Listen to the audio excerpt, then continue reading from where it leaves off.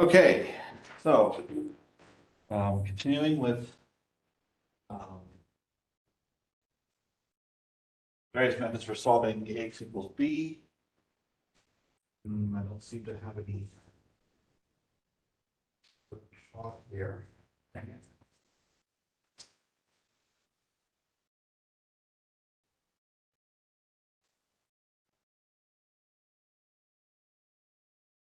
Which one is it? Oh. Chapter 3, chapter 4? The next last one. Direct methods. Chapter 4. Preconditioning.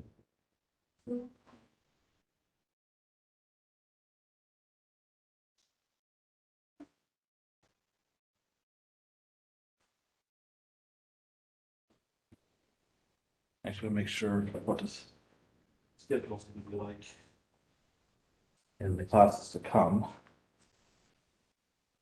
All right.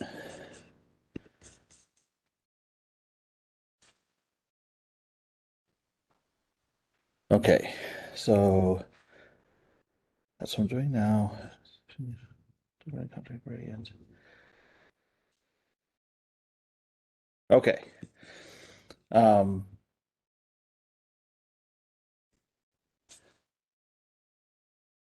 So first,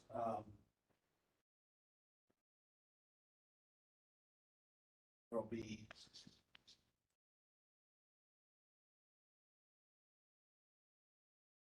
no class next week at all. So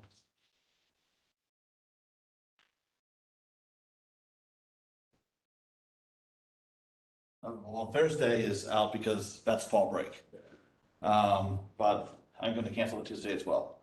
So I could be traveling down to the coast that day, and I'm getting myself ahead of the game now.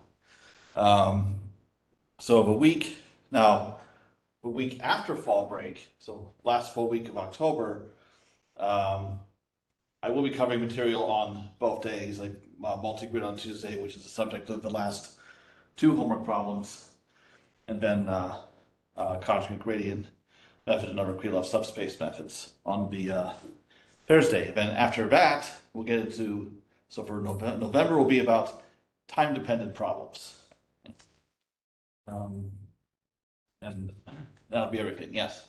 Do we have any more homework or whatever is in Canvas with all of that is right There will be one more assignment that I have not yet composed. Probably won't be a whole lot to it. And probably just at most two problems, but about the time-dependent stuff, which I haven't offered in this class before. So you guys, so I guess it makes you the guinea pigs. So, all right. now? Just need an idea of how much time. Oh yeah. So yes, well,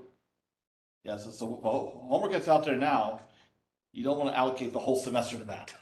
So you need a little time for something else. Okay, now last time talked about solving AX equals B. Comes from whatever PDE like Poisson's equation. Last time was direct methods, so today I'm going to talk about stationary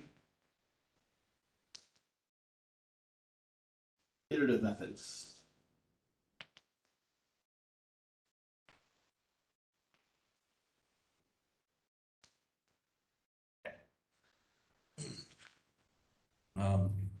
There is non-stationary, that'll come later. Okay. Now, I'm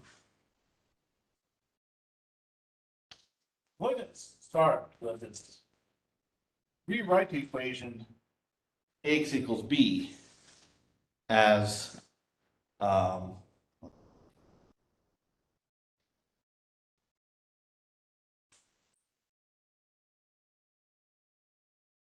going to add x to both sides and move the AX term to the other side.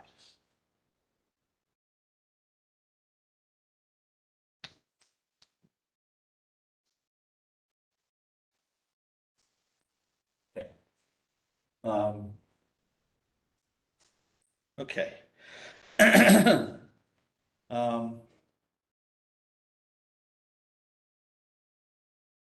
there's two ways of looking at this in terms of, so what I'm saying is the exact solution X satisfies this equation, and we can think of this entire right-hand side as some function g of x. So I've rewritten the equation ax equals b in a form that's suitable for what is called fixed point iteration. So fixed point iteration is a simple yet powerful approach to solving equations, whether linear or nonlinear. The idea behind fixed point iteration is each new guess at x is obtained by substituting a previous guess at x into your function g.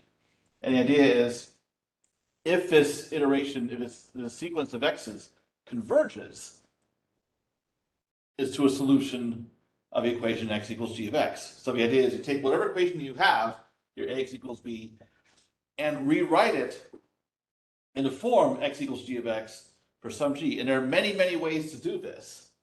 Some more helpful than others. The iteration is started by choosing x0 as some initial guess.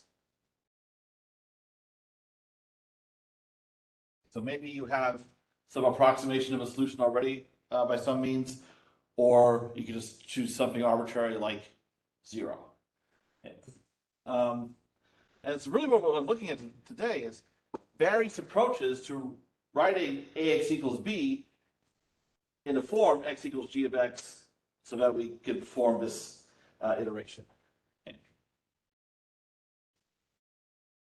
Oh, someone used colored chalk here. Okay, at least this colored chalk, some colored chalk doesn't erase very well. This seems to be okay, but oh, of course, all Halloween orange chalk. Yeah. All right. Okay.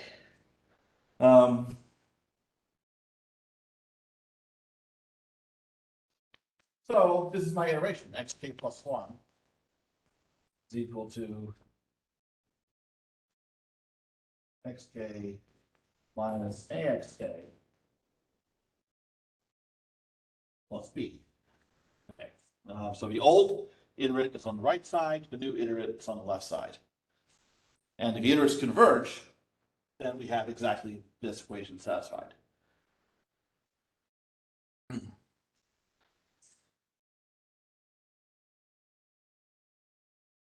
Now, I'm going to give two perspectives on this equation right here. One way to look at this is say that xk plus 1 equal to xk plus rk, where rk is defined to be the rest of us b minus ax. Okay. Or this is the residual. So basically, the residual is your way of checking how well your approximate solution satisfies the equation. Because ideally, the residual should be 0. Presumably, if you go ahead and compute the residual from some approximate solution xk and the residual is small, that's an indication that perhaps you're close to the exact solution. It's not always a reliable indication. It is possible for the residual to be small and the error, well, contrasting the complex, the error is defined to be x minus xk, where this plain x is the exact solution. That is what we need to be small. Now, whether smallness of this implies smallness of that depends on the condition number of A. The thing is, this is easy to get. This is not. That's the problem. Okay. So, good thing in terms of getting from your current guess to next guess just by adding the residual. All right. Now, another perspective is you think of xk plus 1 coming from identity minus a xk plus b. So what we've carried out here is a splitting of A.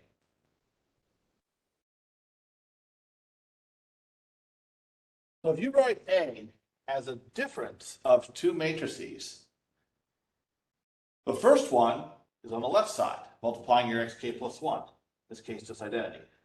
The matrix being subtracted from it goes on the right side, and that's multiplying your previous iterate. So you can think of stationary iterative methods as making use of some kind of splitting of A. So this is a very simple-minded splitting.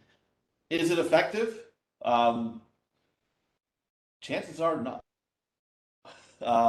And how you figure out if a splitting is going to lead to convergence is something that I'll answer as we go. All right.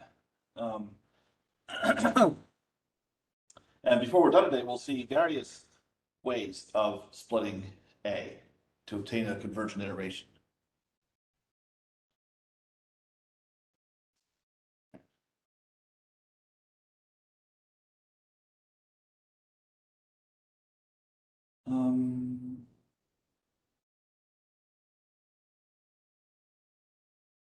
If I define this to be EK, and I will keep on this relationship. I mentioned this relationship previously, but it's worth highlighting again because it's that important.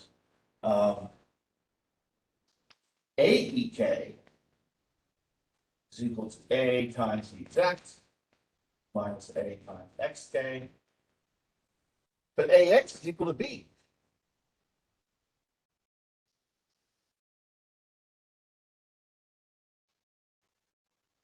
So it's B minus AXK, which is RK.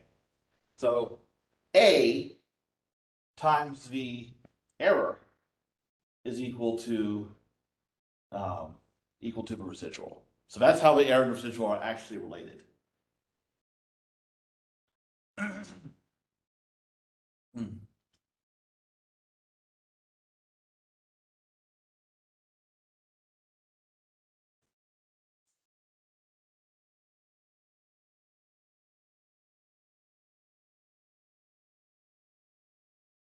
Now, one thing we can find out from this equation, I mentioned earlier that whether a small residual implies a small error depends on the condition number of A. I'll show you why. So if I write EK that's ever equal to A inverse times the residual,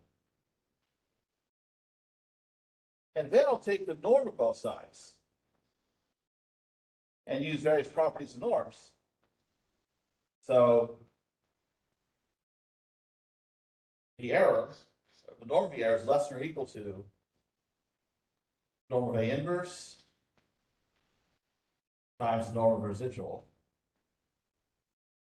That's just because the norm of a matrix, like the norm of a matrix times a vector is less than or equal to the norm of a matrix times the norm of the vector. Now, what I can then do, I'm gonna run out of room. Dang it. Okay. Well, first, I can divide both sides by the norm of the exact solution. And then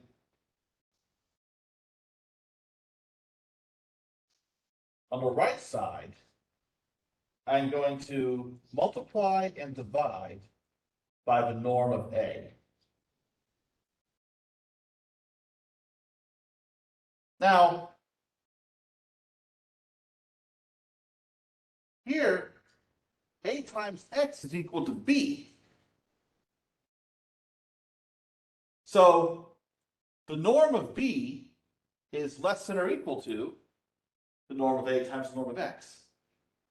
But these are in the denominator. So I can say that this whole thing is less than or equal to the norm of a residual times over the norm of B. And then here I have norm of A times norm of A inverse. Condition, that's a condition number. So that's the relationship between the relative error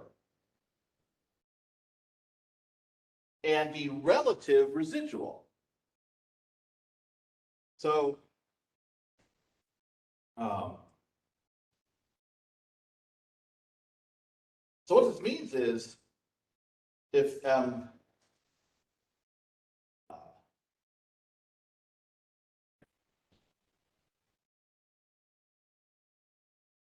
okay, so what this means is you could have a small residual and still have a large error if A is ill conditioned. So don't be fooled. So you have some method that produces an approximate solution to A equals B. You substitute into the equation, you compute B minus AX. You see it's 10 to the minus 12. And you think, oh yeah, I got a really accurate solution. And then you might find that you're wrong. So it is possible for the normal B error to be much larger. So it just depends. Now that's for worst case scenario anyway. All right. So any questions about whatever's happened on this board?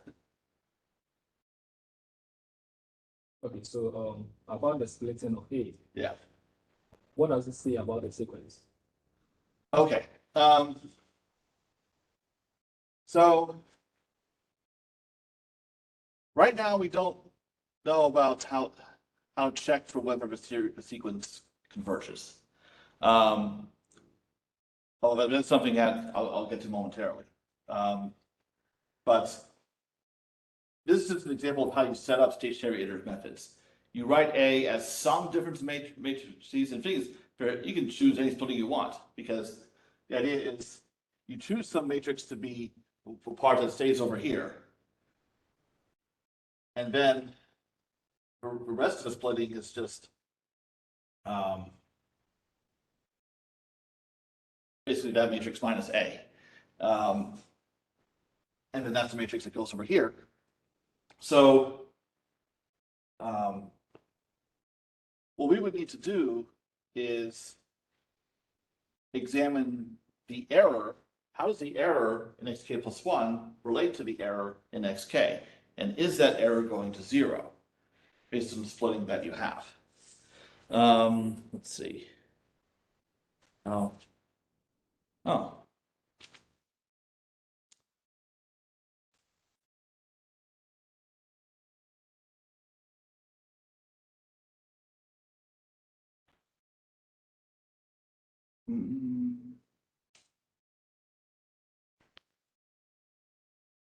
Hold on a second. All right.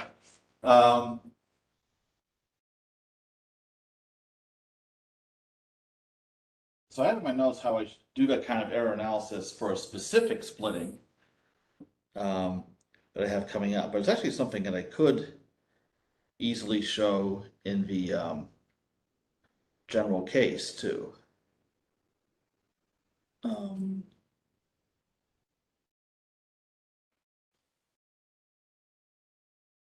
Yeah. All right, so okay, I'll get to that pretty soon. Okay, all right. Any other questions about what we have here? All right. Now I'm going to take a look at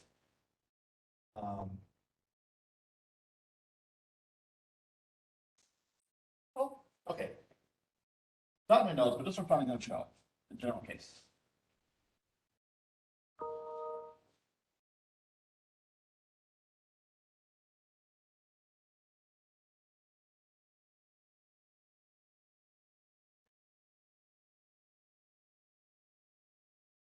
All right.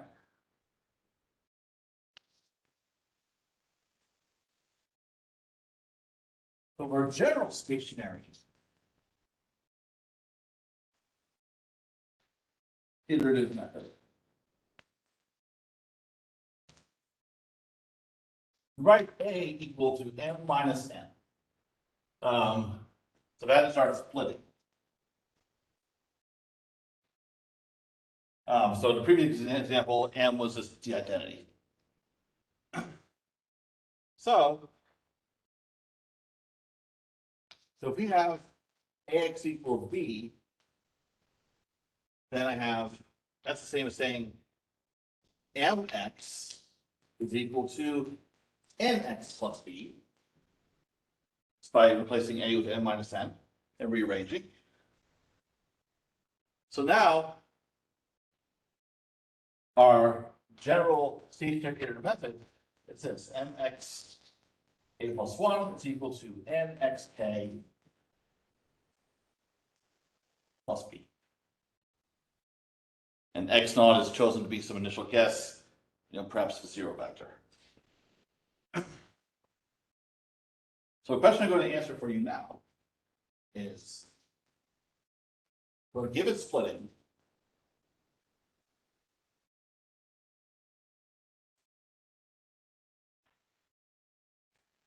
when does this iteration converge? So what I'm going to do is, okay, I'm going to see.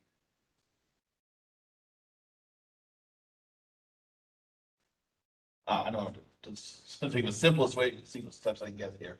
Well, I can replace b with ax.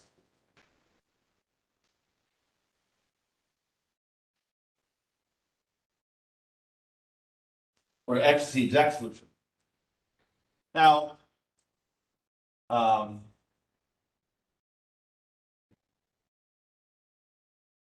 seems off here. Oh, no, it's fine. Now, a is equal to n minus n.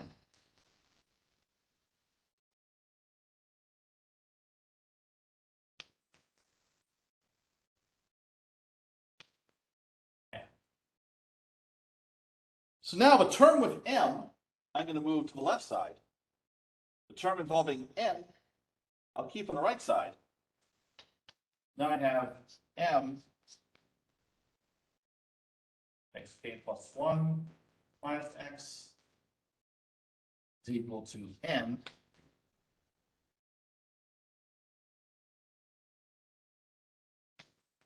xk minus x.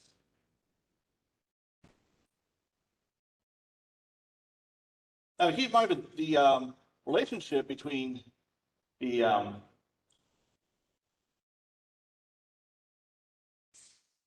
how the error is defined. Okay. So if I recall, ek equal to x minus xk. So what we have here, this vector right here is minus ek. And this is minus ek plus 1. I'll cancel the minuses. So now I have a relationship between the new error and the old error.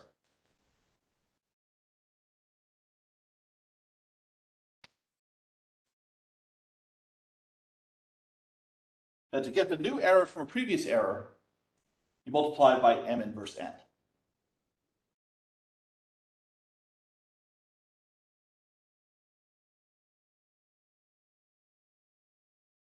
So if you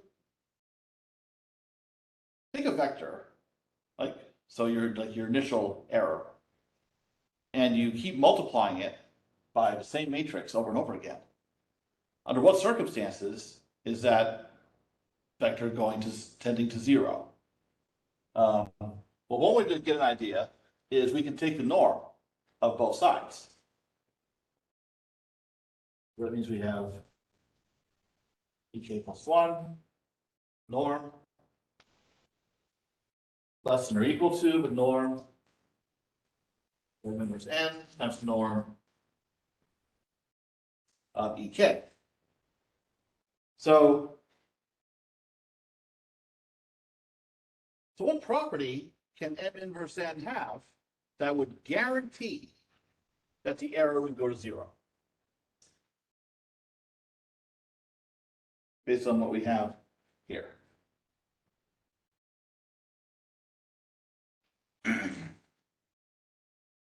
The question again? All right, so based on this, what property can m inverse n have that would guarantee that the error goes to zero as k goes to infinity?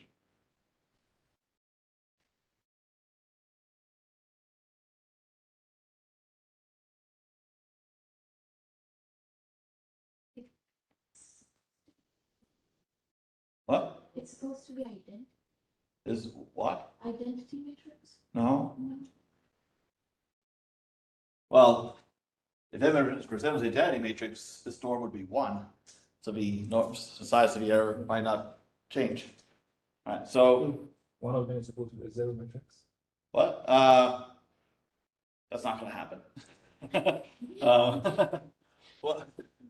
Well, I guess if you set n equal to 0, then n would just be a.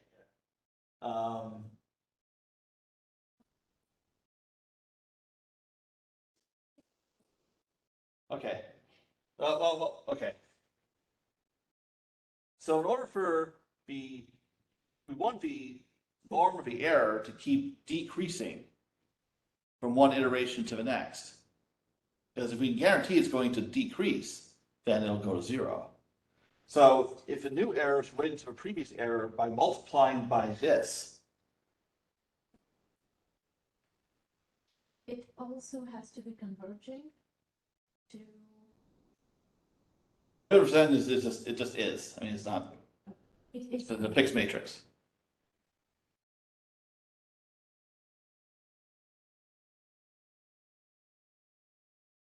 Like, if I have a number, any number at all, and I'm multiplying it by the same number and over again, I'm multiplying it by some number, I'll just call it z.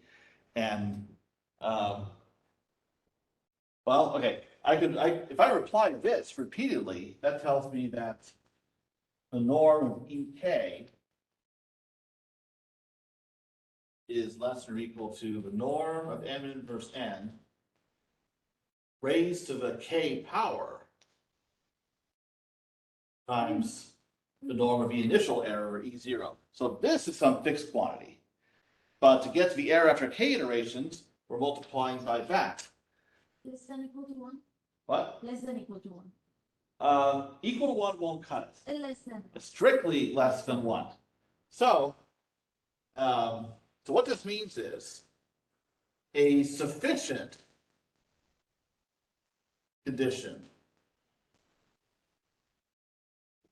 for convergence is some norm of n inverse n is strictly less than 1. So that way the magnitude of the error will be strictly decreasing from iteration to iteration, therefore will eventually converge to 0. It might converge very slowly, but it will.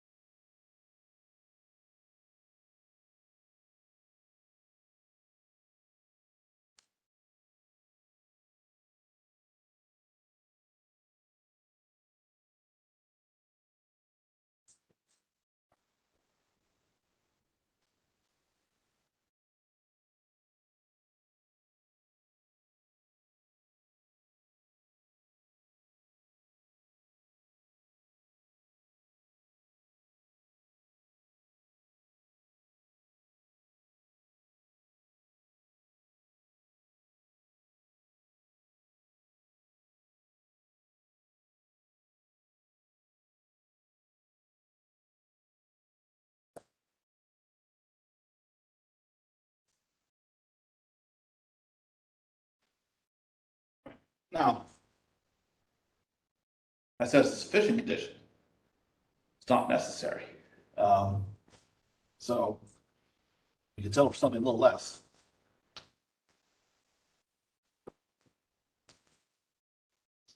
The necessary and sufficient district convergence is the spectral radius of M inverse N, which is defined to be the maximum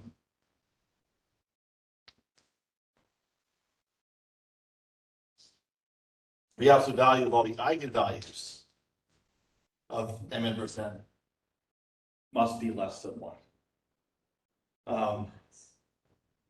Any norm of a matrix is greater than or equal to its spectral radius. So that's why it can happen that a norm of a matrix is greater than or equal to 1, and you still get convergence as long as the spectral radius at least is less than 1. And if not, then that's the deal breaker.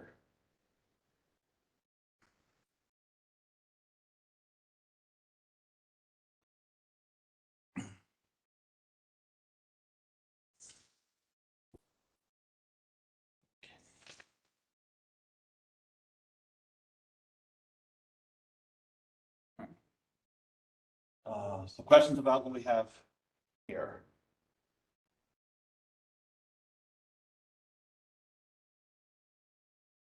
A lot of times it's easier to show that this is true instead of looking at the spectral radius itself. Okay.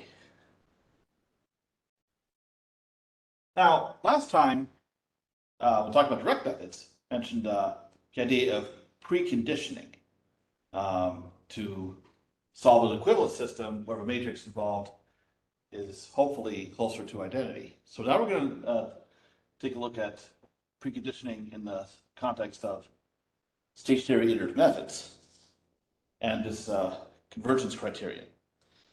Okay, so at least now we have a general case. Whatever splitting.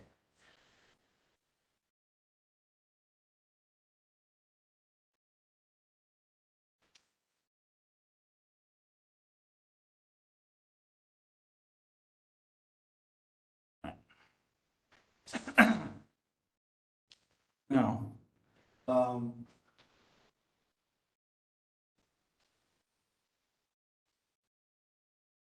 suppose we use what described last time as right precondition.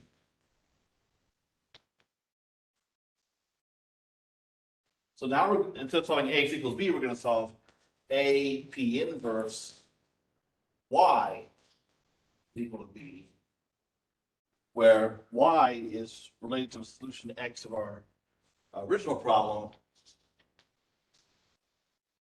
but Y is equal to PX. So now the matrix of interest in our system is AP inverse.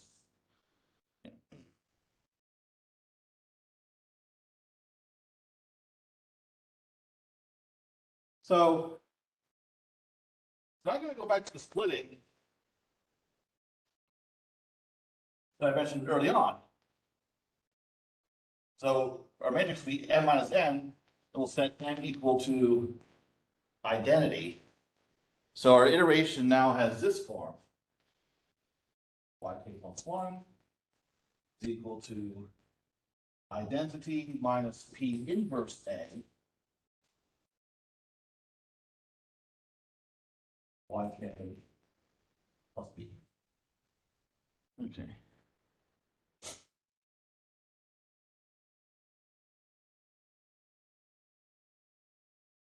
But now use a relationship I wrote over there. Y is equal to PX. I want an iteration that gives me X. Now I have PXK plus 1 to A minus P inverse A, PXK. Okay. And then I can take this Oh, something's wrong. Supposed to be the other way around. Right preconditioning, NHP inverse.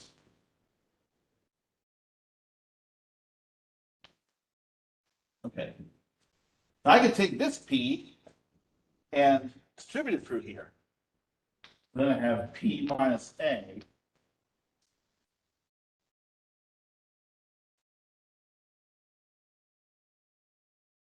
So using M equal to identity from a Y problem is equivalent to using M equal to P for the original system. All right. Now I'm going to take all the terms involving an X and move them to the left side.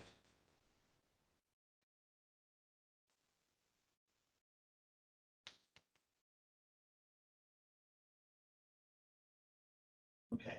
And then what's left is equal to B minus AXK, but that's the residual.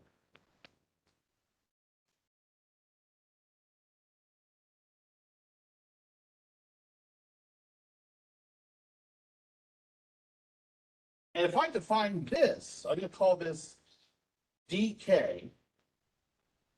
This is the step you take to get from xk to xk plus 1.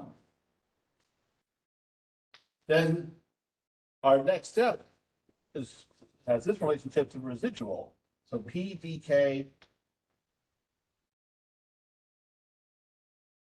is equal to rk.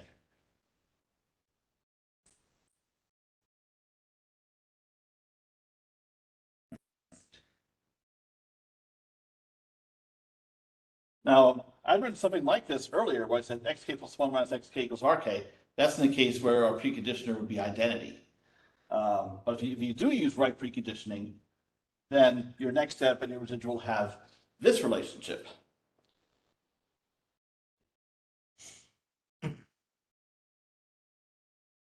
Okay. So, for a given preconditioner P, we have a following algorithm for each iteration.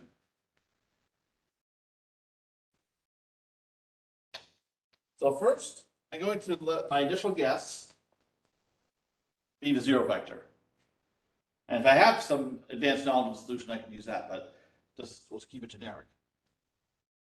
Then, each iteration, you do the following.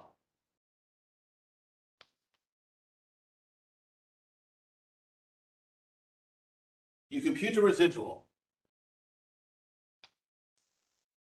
That is B minus AXK. Then you solve system PDK equals RK. This is why it's important when you're choosing a preconditioner that systems involving preconditioner P must be easy to solve. Otherwise, this iteration would be too inefficient. And then, once you have DK, that is your step to your next iterate. So you can say xk plus 1 is equal to xk plus dk. And you can keep iterating until you observe convergence. So once you've chosen a preconditioner, P, this is how you proceed for each iteration.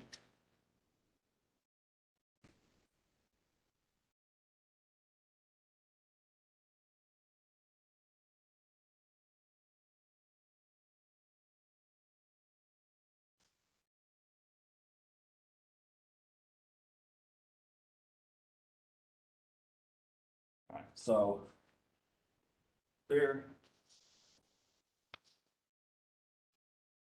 Keep this for k equals 0, 1, 2, and so on, until either you see is converging, or if you observe it diverging, like if residual keeps increasing in magnitude, then you know you chose a bad preconditioner.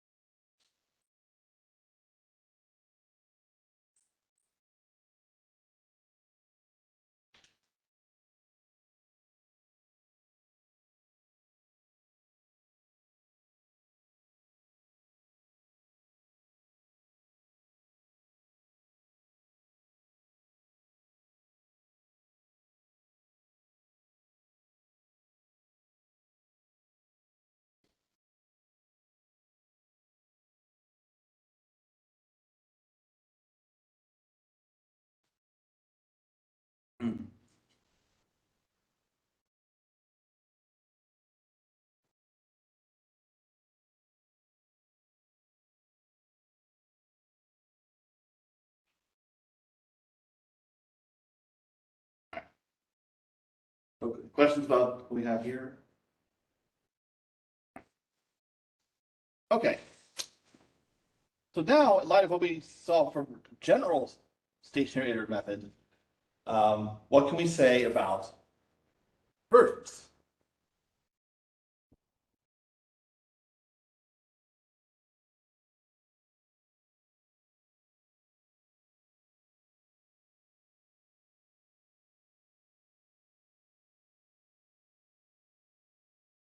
So for convergence,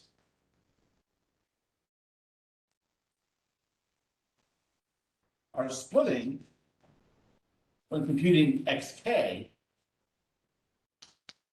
a is equal to p minus a. So this is your m, and p minus a is your n. So we require that the spectral radius of m inverse n, which in this case is spectral radius of p inverse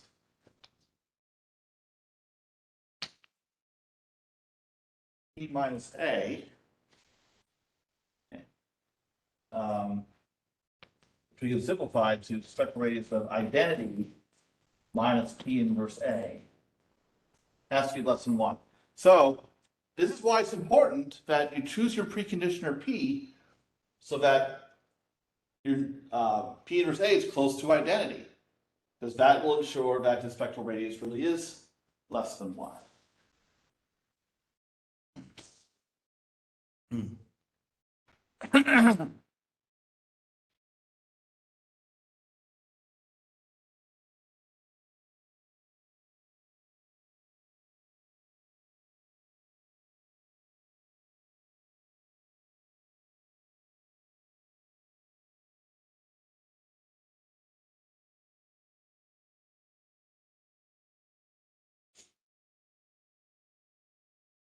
Based on the example I gave at the very, very beginning today, where I just had splitting identity minus a.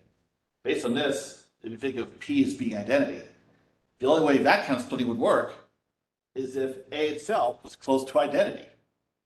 So yes, it's not a very useful splitting. But if you choose the right preconditioner, then it is. So now I'm going to give some examples of preconditioners. All right.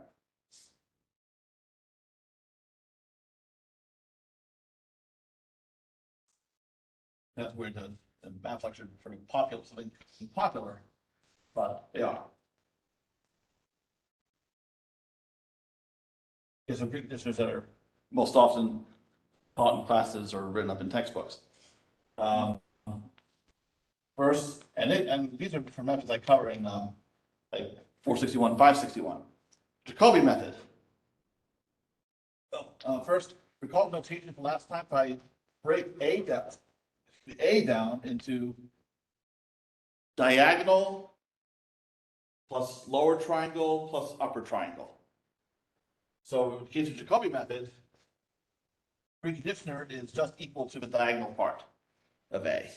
So certainly it's easy to solve systems involving P. So that criterion is met. All right. So if A is diagonally dominant, meaning that the each diagonal entry is larger than the sum of absolute values of all the other entries on its row, then it's not too hard to show, you can prove that the infinity norm of m inverse n, which is in this case the same as identity minus p inverse a, that norm is less than 1. Therefore, the spectral radius is also less than 1. That's one of the few cases where it's relatively easy to prove convergence of such an iterative method.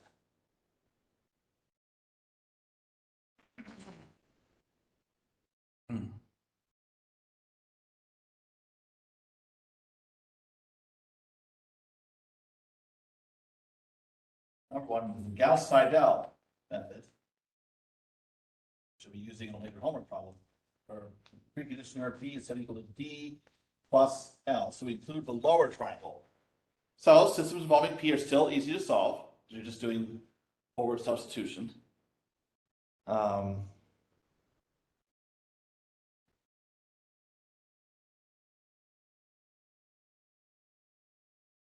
right.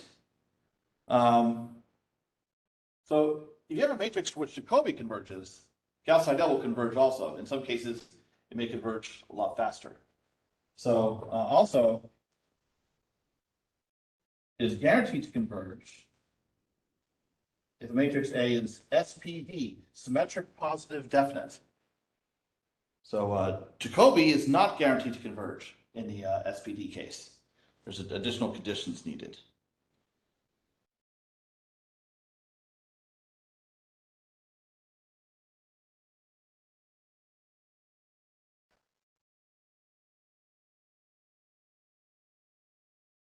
One way to think of Gauss-Seidel is it's like the Jacobi method, except you're always using the most up-to-date information about X available, because if you're updating X, K to get XK plus 1, component by component, Jacobi computes those new components and then still uses the old ones.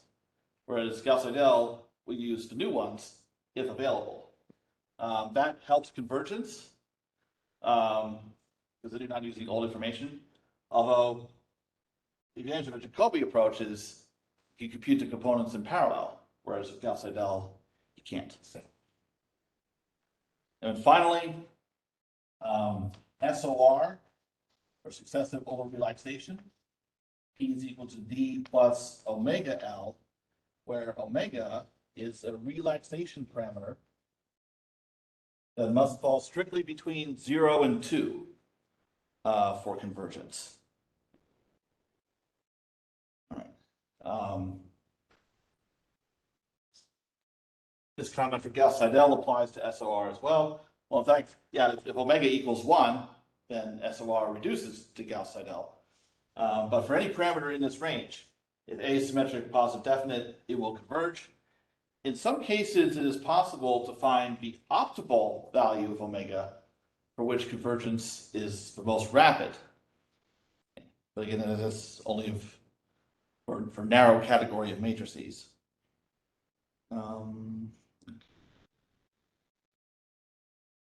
Right.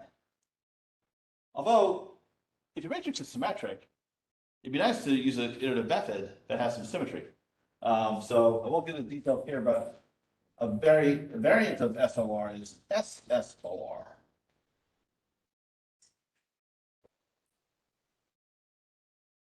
The modification of SOR that is useful for symmetric matrices.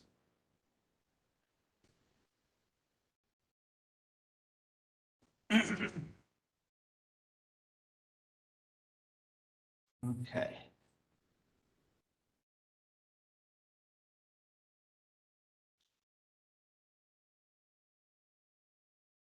And for more details on these,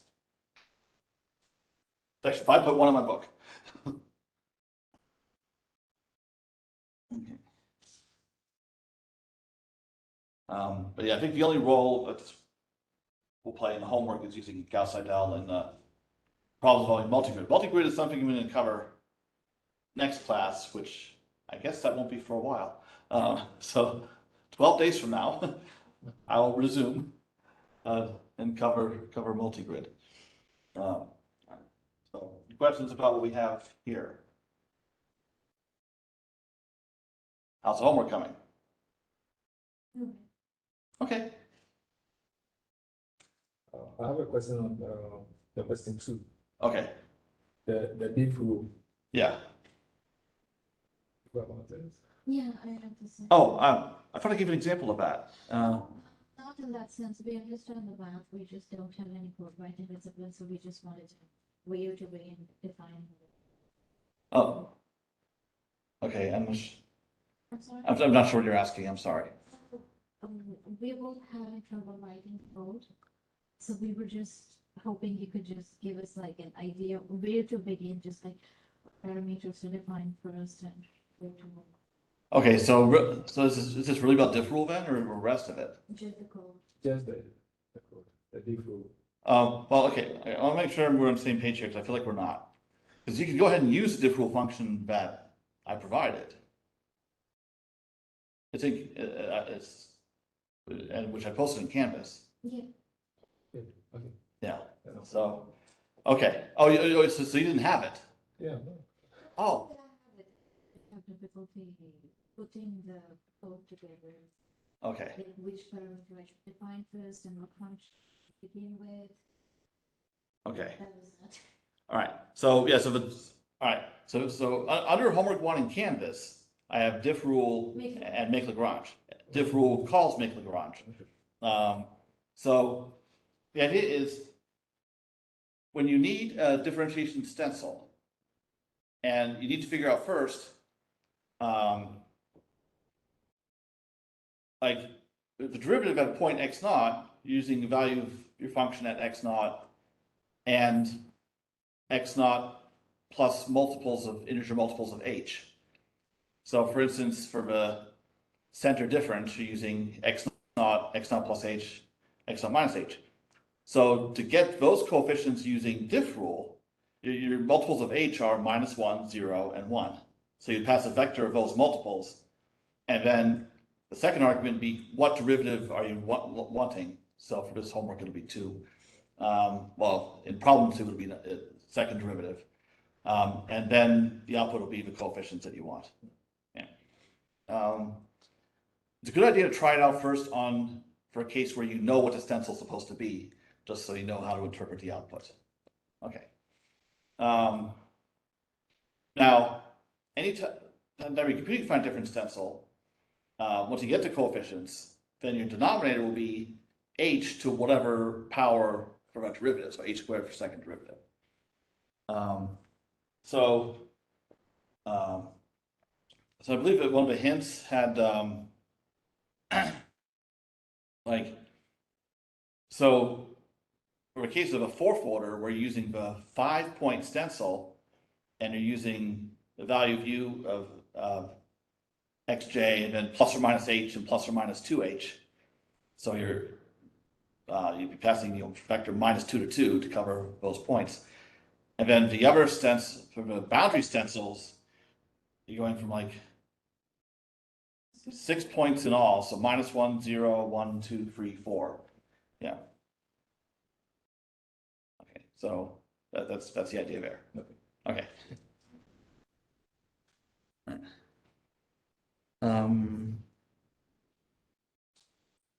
All right. Other questions on homework?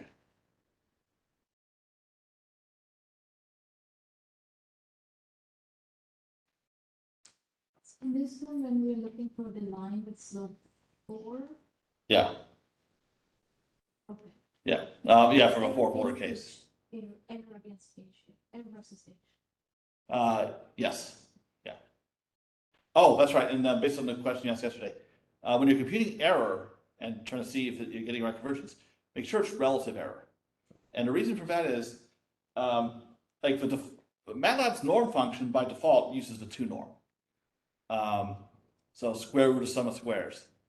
Now, if you're reducing h, therefore you're using more grid points, then you're taking a sum of squares of more elements.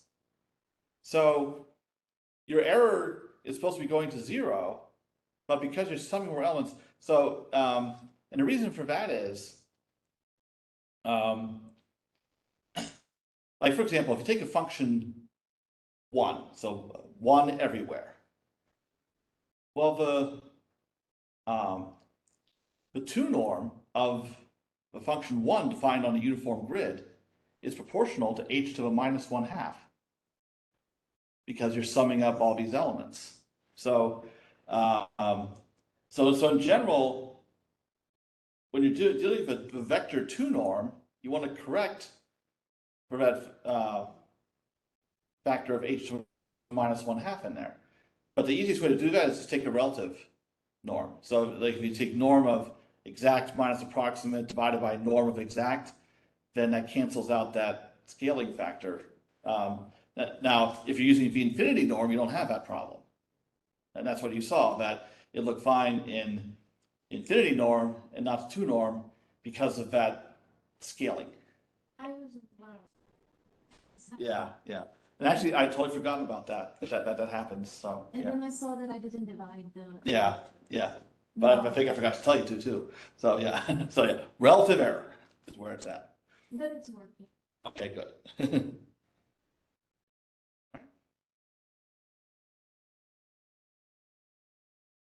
Okay, so I see you again 12 days from now. Maybe there'll be more progress in the homework and maybe something close to being turned in. I mean, I'm thrilled for the lack of grading to do, but as a certain character from Dr. Strange says, the bill always comes due.